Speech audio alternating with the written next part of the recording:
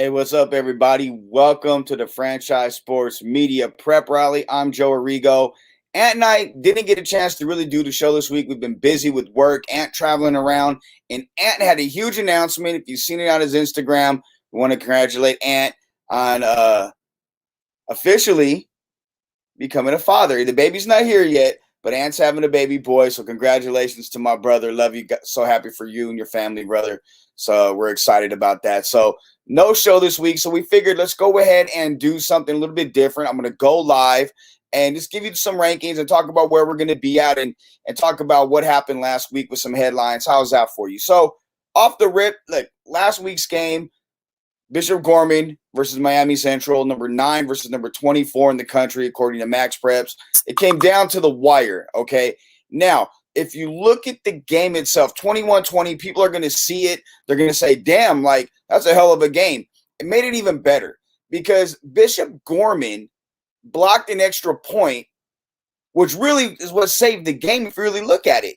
21-20, that was the deciding factor between them going to overtime or them winning the ball game. So congratulations to them. Congratulations to Micah. He had a hell of a game. He led a 4-play, 80-yard drive that culminated in a 37-yard touchdown reception or pass to Zachariah Branch with 3:48 left in the game, and Bishop Gorman won. That was his coming out party for one of the top quarterbacks in the 2024 class. So congratulations to Bishop Gorman. Also, they're number 7 in the country now, according to Max Preps. Got to give them a lot of love for that, okay? So we understand that. We'll get to the rankings in just a minute. But this week, all eyes are going to be at Gorman when it comes to the high school football scene. The Polynesian Classic is in town. It starts on Friday, starts tomorrow, starting at 4:30. We're in when Desert Pines takes on Orem, and then that's followed up by the number 1 team in the country, Mater Dei, coming to town to take on the Liberty Patriots. And then Saturday at 7 o'clock, Bishop Gorman plays Lone Peak. So those are some big games. Franchise Sports Media, we will all be there. Ant, myself, TQ, Trish, and Q. We're going to be there all day tomorrow. And I believe most of us are going to be there on Saturday. I won't be there Saturday. I got UNLV. I gotta go cover the Rebels, but I'm pretty sure everybody else will be there for that game. And hey, this is going to be a great weekend of high school football, or every across the valley in general. It's just going to be a good time. So congratulations again to Gorman. And you know what? Before we get to the top 10, let's go back and look at last week's scores because Ant had some picks and there's some storylines behind some things. Okay, first, Liberty and Foothill. Well, Liberty beat Foothill, whose game is canceled this week, by the way, 34-6. We know about Gorman and Miami Central. We just talked about that. Desert Pines and Canyon's game last week was canceled. I know Canyon was livid that it was canceled, but it wasn't DP's fault. So let's just put that out there. You can't help with some of the things that happen inside of a program. And, you know, unfortunately for Canyon, they've had a tough couple weeks. So they're able to hopefully get back on it this week. Green Valley and Palo Verde. This is the game I want to talk about for a second. Ant picked Green Valley 50-10. Palo won 21-20 and probably the upset of the week, right? Well, I got a FaceTime call as I'm driving, which you never take FaceTime when you drive, folks. But I got a FaceTime call while I was driving from some Palo Verde players who were so hyped after the game in the locker room. So congratulations to them. Isaiah Wolf, hell of a game last week, my man. Very proud of you. Arborview in Las Vegas. I was at this game. Arborview smacked Las Vegas 44-0. Look, Las Vegas is young, but they're talented. Give them a year or so, this is going to be a really good team. But Arborview looks so good running the spread offense. Plus, they kept their core values. They're still sitting there, smacking you, playing disciplined football, being tough up front. I mean, that defense looks really good, too. They're just more explosive on offense than what they have been in the past, running the double wing. Congratulations and salute to Coach Gerber and to Coach Ridnour for just going in there and revamping it and modernizing the offense. I am beyond happy and proud that you guys did that. It looks really good for you guys. Legacy Centennial, another really good game. Centennial upset Legacy 9-8. Ant had Legacy winning 20-10. Here's the deal. Brandon Bain, Centennial's kicker, 3 field goals to win the whole thing. That's a hell of a job by the defense to slow Legacy down. And then Coronado put it on Cimarron, 51-14. Coronado was supposed to win 21-3 according to Ant. So it kind of falls in line with the blowout victory. Let's get into this week's games. I'll do the picks that Ant and I came through with this week. Look, Liberty and Mater Dei. It's the Polynesian Classic. Ant's got Liberty winning 18-6 on Friday night. That's the 7:30 kickoff. Look, Liberty, I'm riding for you. I'm defending making you number one in our rankings the last 3 weeks. I've defended you. You're the champions. I understand it. But it's Mater Dei. They're number one in the country. I don't think it's going to be a close game. I think you're going to hang in there. Maybe 50-21, 50-24. I just think Mater Dei is just too loaded and too big up front. Gorman and Lone Peak, which is the Saturday game at 7 p.m. Ant likes Gorman 42-28. I actually like Gorman putting a 50 burger on Lone Peak and holding them to 17 points. I think Gorman is just too fast. And I know Lone Peak has had some trouble with speed and in the passing game. With Micah coming out the way that he has the last couple weeks, you're looking at a guy now that is probably the most comfortable he's ever been playing quarterback at the high school level. It's 2 games in, right? But the way that offense looks, and Coach Canfield running it, that defense is humming. That's a really good natural team too. I like Gorman big. Desert Pines and Orem, we both like DP 38-28. That's the first game of the Polynesian Classic, 4:30 kickoff. Arborview at Centennial. If you're in the Valley, this is the Packers and Bears. This is the Redskins and Cowboys. This is where the Raiders and Chiefs. This is where you throw the records out of the window and say, just go at it, and it's going to be a bloodbath. It always is. Ant likes Arborview 44-10. I don't like it that much. I think Arborview wins 27-20. I like it to be a little bit closer game. Silverado and Sierra Vista. Look, the prep rally pick, Silverado 21-13. Ant and I agreeing on that. Coronado and Green Valley. Look, Coronado it seems to be the real deal. Green Valley is trying to rebound after a tough loss at Palo. We like Coronado 24-21. Speaking of Palo Verde, they're playing Shadow Ridge. Palo, look, you proved a lot of people wrong last week. You're 2-1. Your only loss has been to Liberty. To DP. Your only loss has been to DP, which, to be quite honest with you, is one of the top 3 teams in the Valley, so that's nothing to kind of hang your head down on. We like Palo Verde 28-27.